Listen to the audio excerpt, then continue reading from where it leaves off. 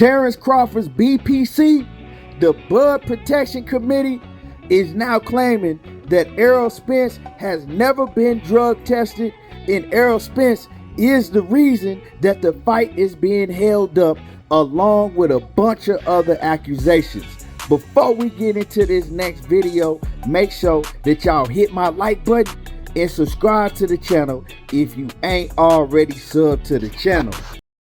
Let me get something straight real quick. For those who sit in here and watch the videos but won't hit the like button just cause I told you to hit the like button, you ain't finna stop my grind. You ain't finna shut nothing down over here.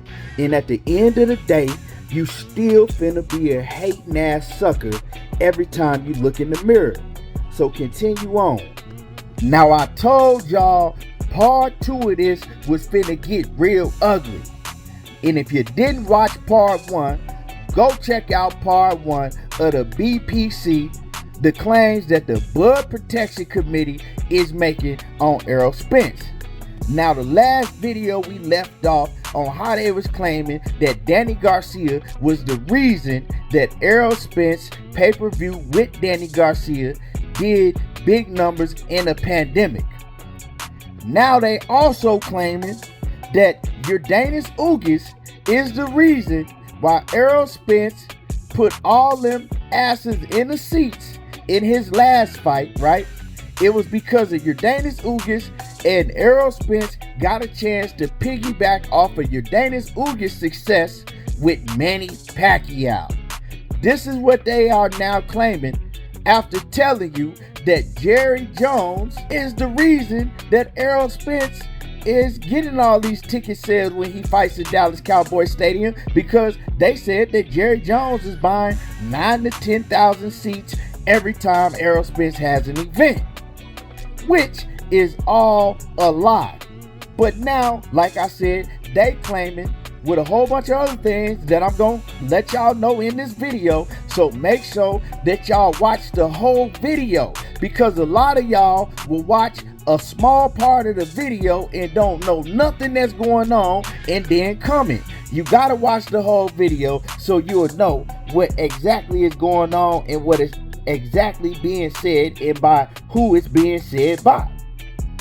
Now, like I said, they are claiming that Yordanis Ugas was able to get a lot of success by fighting Manny Pacquiao, and Errol Spence was able to be fortunate to be able to piggyback off of the success that Yordanis Ugas had from fighting Manny Pacquiao. Now, let's talk about that real quick before I get into the main topics. So, Yordanis Ugas, if you go to Yordanis Ugas and Manny Pacquiao's pay-per-view, let's look up the numbers that Yordanis Ugas and Manny Pacquiao did on pay-per-view. Now, as y'all can see right here, Manny Pacquiao versus Yordanis Ugas did 200,000 pay-per-view buys. Now, some other article said that it did, anywhere from 200,000 to 250,000 pay-per-view buys. Now, this is the same pay-per-view that y'all said that Errol Spence was fortunate to be able to piggyback off of Yordanis Ugas' success with Manny Pacquiao pay-per-view. Well, 200,000 pay-per-view buys? So you mean to tell me that Yordanis Ugas became a star from being in the ring with Manny Pacquiao when only 200,000 people bought the shit? Wait, you gotta make it make sense to me. Make this shit make sense to me. Now, we know before that Manny Pacquiao has done million pay-per-view buys. He did about 650,000 with Keith Thurman. But 200 pay-per-view buys? Why did he only do 200,000 pay-per-view buys? Well, because nobody wanted to see Yordanis Ugas. Everybody was buying tickets and buying pay-per-views to see Errol Spence and Manny Pacquiao, because Errol Spence is the popular fighter that everybody wants to see. But once they found out that Errol Spence was injured and wasn't going to be facing Manny Pacquiao, y'all see how many people decided not to go to the fight and how many people decided not to buy the pay-per-view. They canceled the pay-per-view. So let's go ahead and see what Errol Spence did with Yordenis Ugas, right? Now that we know that Manny Pacquiao no longer hold the weight that he did before, and he couldn't put up big numbers with Yordenis Ugas. So let's see what Errol Spence did with Yordenis Ugas. So what do we have right here? This clearly says that Errol Spence and Yordenis Ugas did 375,000 pay-per-views. 375 to 200,000. Which one is greater? Who is the king of the welterweight division? It ain't Manny Pacquiao. It ain't Yordenis Ugas, because the shit that they were saying that Yordenis Ugas was the one that was carrying all the weight must be a lie, because Yordenis Ugas just had a pay-per-view with Manny Pacquiao and it flopped. But then turn around and do a pay-per-view with Errol Spence and do 375,000 pay-per-view buys. Y'all done struck out again. For the BPC, the Blood Protection Committee, that says that Errol Spence was fortunate to be able to piggyback off of Yordenis Ugas' success from having a pay-per-view with Manny Pacquiao. I mean, I don't even know how many strikes y'all got. You know what I'm saying? I don't even know. I lost count. Y'all just looking real silly and ignorant now. Now we're going to get into the main topics. Yeah, the main topics. How they claiming that Errol Spence ducked Terence Crawford in holding up the fight, and Errol Spence has never been drug tested. Let's go ahead and talk about that now. So we gonna start with the Errol Spence has never been drug tested first.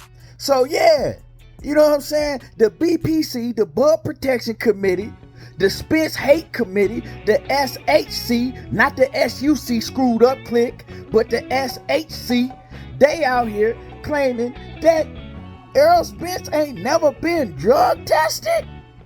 That Errol Spence was never enrolled in VADA? That's what they saying. That's what they was on the platform saying. That's what they was all giggling about. Facts. Oh yeah, ha ha, he ha haing about. You know what I'm saying? Giving each other high fives, talking about nothing but facts.